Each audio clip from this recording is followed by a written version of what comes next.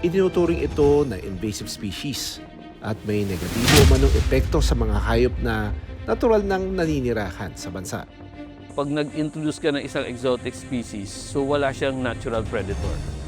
So wala siyang natural control. Magko-compete siya sa wildlife. So there's a potential na maging predator din siya that will, again, affect yung mga native natin na mga wildlife. Sa Parañaque City, hindi na raw natutuwa ang mga residente sa perwisyong dala ng mga squirrel. Naabutan namin ang isang squirrel na tumatawid sa kable ng kuryente. At may bitbit pa itong insekto.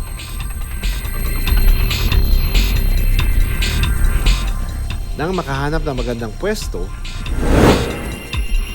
unti-unti niyang nilantakad ang baon.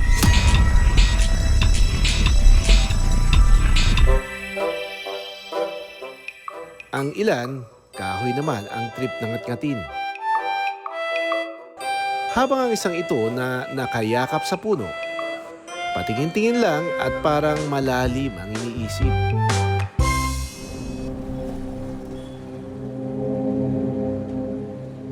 Mukhang inosente man ang mga squirrel na ito, hindi raw naging maganda ang karanasan ng mga residente sa kanila. Kung dati raw ay yumayabong pa ang mga tanim na prutas ni Jimmy, ngayon, nasa puno pa lang ay nabubulok na ang mga ito.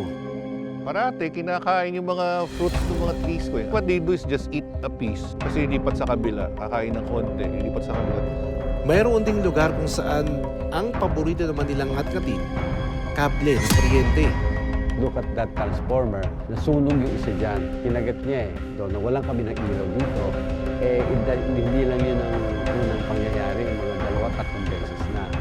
And recently, we have CCTVs all over the village.